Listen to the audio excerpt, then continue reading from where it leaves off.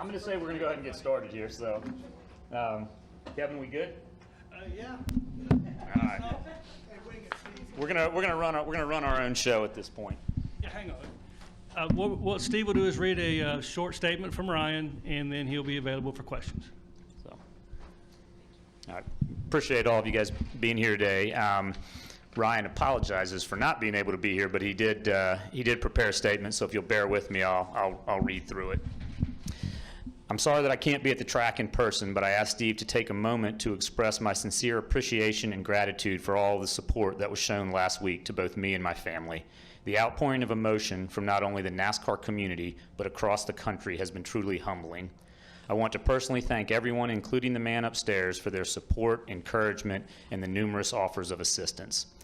We always say that the NASCAR community is one big family, and never has that been more evident to me than after seeing this family rally together and provide the comfort and support that has been shown to my family and me over the past few days.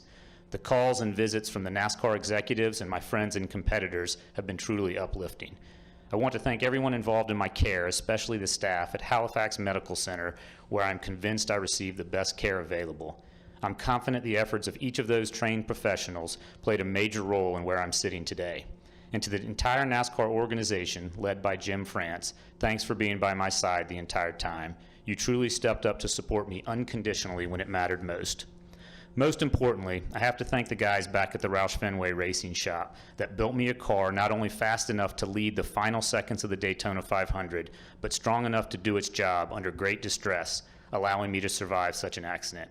I am truly indebted to each of you, and it is unlikely I will ever be able to properly express to you how much the diligent effort with which you conduct your craftsmanship has affected me and my family. I hope you took pride in the photograph of me walking out of the hospital hand in hand with my daughters on Wednesday. Thank you. I can't wait to get back in your race car. I was fortunate to avoid any internal organ damage or broken bones. I did sustain a head injury for which I'm currently being treated. The doctors have been pleased with my progression over the last few days. Again, I want to thank each of you, from my partners, teammates, and competitors, and each and every fan across the country. Thank you, everyone, for the unparalleled concern and unwavering support, and to the media, who has acted with such respect and class during this time. I've spoken with Jack Roush, and he has assured me that the number 6 car will be waiting and ready for my return. I'm looking forward to getting behind the wheel and battling for another race win in the Roush Fenway Ford. Ryan Newman. So I also spoke to Ryan just before I came on here, and in talking to him, he wanted to reiterate to me again that his goals for this year haven't changed. His objective is to win the 2020 Cup Championship. So hopefully that gives you a little insight into his mindset. I will take questions in a minute. What I'd like to do now is give you a little perspective from Roush Fenway. So I'm going to piggyback a little on the themes that Ryan touched upon in his statement. Probably have a little repetition, but I think that's probably appropriate based on the support that we've received over the last few days. So I think everybody understands that, you know, the events of Monday and the days that followed, it was really kind of a surreal experience for the entire Roush Fenway organization, and probably kind of fit right in the definition of an emotional roller coaster. You know, we went from what we thought was seconds away from winning the Daytona 500 with Ryan, locking into the playoffs, and also having our other car, the 17 Fastenal Ford, finish 4th in Chris Buescher's first race with us. It was looking like it was going to be a storybook race for us and a great start to the season. And all that changed in an instant, and we go from not caring about the race, not caring about the competition. In fact, I'm not sure that we knew who had actually won the race until a few hours later, because the whole focus was on Ryan's safety and well-being. And when you see a teammate and a friend and part of your family in that situation. So during that process, obviously, Ryan mentioned the gratitude he had towards the Halifax Medical Center. I also want to recognize another group that was an anchor to us during the entire time, and that's the NASCAR leadership team. When we arrived at the hospital that night, NASCAR with Matt Humphrey was already there coordinating logistics. And then during that entire period, so that evening and the days that followed, Jim France, Lisa France, Mike Helton, Steve Phelps, Steve O'Donnell, and Eric Nyquist, and Ben Kennedy were either there at the hospital or providing support in whatever way that we needed. And I know that really lifted the spirits of Ryan's family and our entire team to see that. And I think it speaks to the caliber of people that they are when you look at the lengths that they went to support us, and also gives us a lot of faith about that we're in pretty good hands pretty good hands going forward. For the Roush Fenway organization, it was a pretty agonizing few days, obviously a brutal period that night, as we had a lot of our team members down at the end of pit road, just feet from where the accident finished. And there was obviously a lot of uncertainty at that point. And I can tell you, to a person on the corporate side and the competition side, there wasn't a single one at Roush Fenway that actually wanted to go home that night. In fact, if we had acquiesced to their wishes, they would have camped out at the hospital waiting until they could actually see Ryan with their own two eyes. Thankfully, they kind of relented and reluctantly went back, because we still had a job to do. And it was a pretty Herculean task for that organization this week. What we had is a short week to get to the West Coast because of the rain delay, and then we also had the uncertainty of who was going to drive the 6th car, how do you upfit it, how do you get the right seat in that. And so they flew home that night. We're back in the shop at 6:30 a.m. Tuesday morning, and then we actually worked basically 24-hour shifts so we could be here.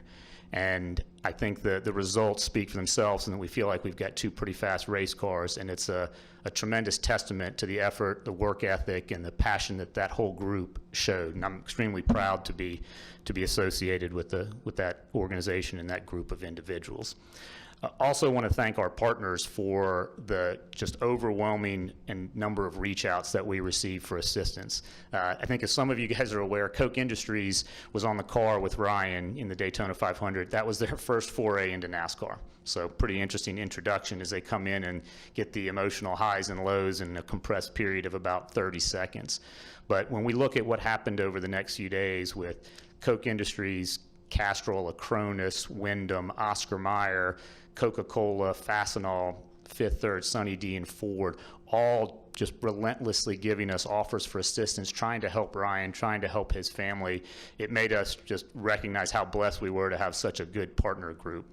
Similarly, we received all sorts of reach outs from other drivers. A lot of the drivers visited Ryan, other team owners, team presidents, and just across the industry. And I do need to take a minute to give a special thanks to Chip Ganassi and Jim Campbell at Chevy for allowing us to put Ross Chastain in the car. Once we understood that where Ryan's condition was and it wasn't life-threatening, we obviously had to shift to try to at least make sure that we continued to race and had this season move forward. And so Tuesday morning, I called both Chip and Jim to ask for their permission. And I will tell you, they were very short conversations, because both of them immediately said, "You have our blessing," and offered unequivocally any support that they could provide to help us through this situation. We also talked to Colleague Racing and Ross's agents to put this together. And to me, we talk about NASCAR being one big family, and that was a pretty big testament to it, is that they each of them kind of put the personal above the professional. And we were in a tough situation, and it was nice to see our competitors step up and help us in that situation. On the team front, I also do want to address any lingering criticisms of Joe Gibbs Racing. From my perspective, they did absolutely nothing wrong. They had just won the Daytona 500, which should be a celebratory time. And I know that the minute that they were informed that Ryan's situation was severe, he hadn't gotten out of the car, that they completely stopped and started praying for him. Denny came to the hospital that night. I heard from Coach Gibbs. We heard from Dave Alpern. And so we really appreciate the respect that they showed him. And it's nothing that I wouldn't expect from an organization with that integrity and that level of class. Lastly, and then we can get to some questions, I really do want to thank the media. I received a number of emails, texts, reach outs from many of you here today that were reaching out not as news reporters, but as friends and individuals generally concerned about the well-being of a member of the NASCAR community. And although we tried to do our best to get you guys updates, we fully recognize that there were a lot of gaps in those updates, and that in this day and age of instant communication, social media, that there was immense pressure on most of you out there to fill those gaps with speculation, conjecture, wild theories. And the reality of it is the regular NASCAR reporters didn't do that. And we really appreciate the respect that you showed us and how you approached the whole situation. So with that little bit of a monologue, why don't we, I'm not sure, do we have, all right, you going to do some questions? Sure. So if you have a question, raise your hand. We'll get a microphone to you. Please state your name and affiliation. We'll start with Jim. Jim Utter, motorsport.com. Regarding Ross, could you talk a little bit more about the process? I understand Ross wasn't even in town, I believe. to have his seat fitted. And is his situation open-ended with you in regards to the 6 car, or is it possible you may end up having to use other drivers? So, Jim, will start at the beginning there. I mean, the situation unfolded is that when we were at the hospital that evening, there was actually no discussion at that point because that wasn't the focus. You were 100% trying to, support the family, and just all of us were concerned about Ryan's situation at that point. Once we had learned of his status through his dad from the doctors, there was a group of us at Jack Roush, Kevin Kidd, Tommy Wheeler, Scott Graves, and myself and Mark Rushbrook from Ford, had a conversation about what was the right direction to go. And the first call that Kevin Kidd and I made was to Ross Chastain the next morning, along with Jim and Chip. And at this point, I would say it's open-ended because which I'll answer another question that I'm sure will come up, is that we don't have a timetable for Ryan's return. I can tell you what his timetable would like to be, which is as soon as possible, but there's some other hoops that he's got to jump through before that happens. And so right now we're just taking it one race at a time. Our arrangement with Ross is, if we need him, that he should be available. Go right to PRN. Mark Garrow, PRN. I was just going to ask, what kind of process does the team and Ryan have to go through now for him to gain clearance? Sure. Well, the first thing I would say is I'm thankful that we're actually even able to have this dialogue about that question, because that was not something that any of us were certain about when this happened. But it's a great conversation to be having. The reality of it is going to be 3 groups that are going to dictate when he returns, because he has expressed unequivocally that this is where he wants to be, and he wants to be back in a race car. And those 3 groups are going to be Ryan and his family, his doctors, and then NASCAR and their medical team. And our assumption is once all 3 of those sign off, then we'll see him back in a race car. All right, we're going to go to Claire. Claire Belang, Sirius XM NASCAR Radio. 2 questions. Can you address Jack and Jack's reaction to this? He was at the hospital the night of. You guys are all scurrying around. Everybody's, pitching in. What's Jack saying about all this? Sure. It was so I was with Jack. Jack and I were in the 17 pit box, and it was actually an interesting way that it played out. When the incident happened, we were watching on the screen, and then we started to go down towards the end of pit road where the car was.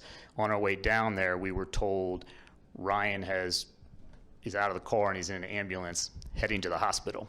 So we actually took a hard left, didn't go down to where the car was, which was probably fine because we weren't going to do anything helpful or contribute anything anyways. But we went straight to the hospital, actually got to the hospital, had to grab a police officer on a motorcycle when we were trying to get out of the track because we were stuck, and he gave us a nice opening and ride to the hospital. We got there. Matt Humphrey from NASCAR was there already coordinating logistics. Mike Helton showed up soon after, but we were there actually before Ryan got there.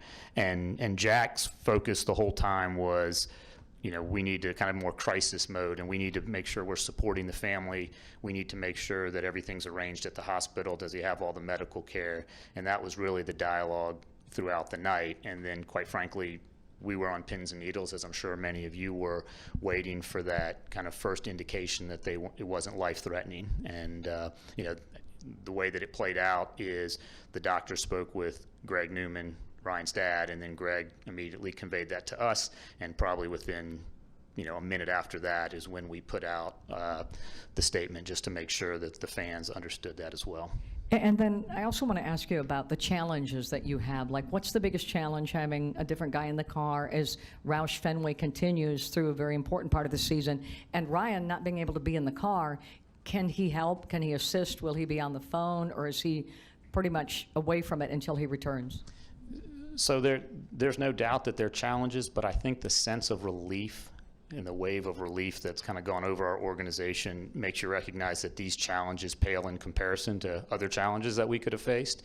And so I really do think you've seen everyone step up. I mean, you had challenges of changing the seat, and there's no doubt that when you look at Ross's situation, it's a tough situation. He's running 3 series this weekend. He's never been in any of our cars, but we thought that he was the right person to do it and had the right demeanor, right character to be able to handle this. And as for Ryan, he's already been involved. He was on the phone with Scott Graves, his crew chief, calling him because I think he was watching practice. I believe he's talked to Ross. So he has been very active in trying to be involved in the direction of the team. We're going to go to Bob. Packers, Fox Sports. I don't know if you can say, but do you have any idea if the situation was ever dire, like, or was it pretty clear that his injuries were not life-threatening at the time he got to the hospital? The first indication we got is what we passed along, that he was in serious condition and it wasn't life-threatening. So, you know, as you can probably appreciate, I can't get into the medical conditions, obviously, because of HIPAA and other medical privacy laws. But the other piece of it is Ryan actually wants to be the one to be in front of you and answer those questions. So he and I talked about that, and he's kind of chomping at the bit to be back here. And I think, you know, he feels it'll be most appropriate for him to be behind the mic answering a lot of those questions. And has he said anything to you about any changes he would like in the cars or changes to racing at Daytona and Talladega since the accident? He hasn't specifically, but we haven't discussed that. He knows that he's going to get access to the vehicle. NASCAR has been phenomenal. They've given access to our organization, our engineers, to go over and look at the car, offered it to Ryan. I think everybody in here knows that Ryan has been an advocate of driver safety for many years. He uses his engineering degree and is very vocal, and so I have no doubt that he'll be in the middle of that. You know, it's an ongoing effort to continue to improve the safety, but from my perspective, it's a testament to the safety that less than 48 hours he was able to walk away after that accident. And you know, the reality is most sports have injury reports every week. The reason we don't is because it's pretty rare that we actually have an injury in this sport. Go right up here. Hi, Michelle Kane, ABC Good Morning America. I know you can't speak about the exact nature of Ryan's injuries, but can you tell us how it affected you when this happened? What was your emotional reaction? I think it probably affected me in the same way that it affected a lot of members of our team, in that it just it's a hard dose of perspective. So you go from being nervous and anxious about the race and, you know, thinking that you're about to have a fantastic start to the season and a vindication of a lot of the efforts you had over in the off season, to realizing that, you know, those concerns aren't really that heavy and that weighty, and that really the important part is you just go to thinking that I hope he's all right, and I hope this doesn't impact him going forward. He has 2 young, beautiful daughters, and you know, thankfully that several hours later we kind of got that news, and I think there really was a wave of relief over everybody in our organization. And there's a group at the hospital that included Mike Helton and Jim France and Jack, and I think there are a lot of prayers said, and I think a lot of people felt they were answered when we got that news. Morning, Steve. Tom Zaleski, Iron County Today. There is precedent with getting a waiver for an injury to compete for a championship upon return. How long do you think you can keep that dream alive for him to compete for the championship before you have to say enough is enough and it won't work and you have to pull the plug? We really don't know. I think we haven't crossed that bridge. I know what Ryan's perspective is that he recognized there's precedent. We haven't talked about this with NASCAR because it hasn't been high on the priority list, but it's something that I think in his mind he's going to figure out how he can get back here, get that waiver, and then go out and win a race. And so we are going to continue to kind of pursue that vision until we're told we can't. Yep, absolutely. Justin Schuler, Kicking the Tires. Given Ryan's sense of humor, has he made any comments about the crash or anything like that in his road to recovery? Yeah. I'm glad you recognize his sense of humor, because one thing, just as an aside, when Chris Buescher, who started with us this year, he was asked kind of what one of the most difficult things for him has been in the transition, and he said it's trying to figure out at times whether Ryan Newman is being serious or sarcastic. And I think we've seen that in our conversations in the last few days. So that personality type has not been impacted, but we haven't talked a whole lot about the actual race. Go up here to Jeff. Jeff Gluck from The Athletic. Steve, is there a possibility we could see Ryan back at the track before he's actually cleared to be back in a car? It's a good question, Jeff. It's not something that we've discussed, but I wouldn't see any reason why not. I mean, I know his objective is to get back as quickly as he can to get in the car, but I could see the minute that Ryan is given the green light to be back at the track, he'll be back out there, and whether it's, you know, getting himself ready or helping Ross to prepare, I'm certain that that'll be high on his priority list. Here to Jenna. Steve, does it surprise you at all, Ryan's apparent invincibility? And is it true that he asked for donuts when he woke up? Well, we'll start with the first question, then I'll get to the second one. It does not surprise me. I mean, he is as tough as they come, and it was also refreshing to be in the hospital room listening to his family make fun of him for having no neck and for being just completely thick. And there is truth to the rumor that when he heard there were donuts down in the room where we were all congregated, that he asked his dad to confiscate some and bring him back up to his room. So I don't know what happened to him, but not a surprising development. Any final questions? No? All right. Well, thank you so much, Steve, for taking time. Thank you again.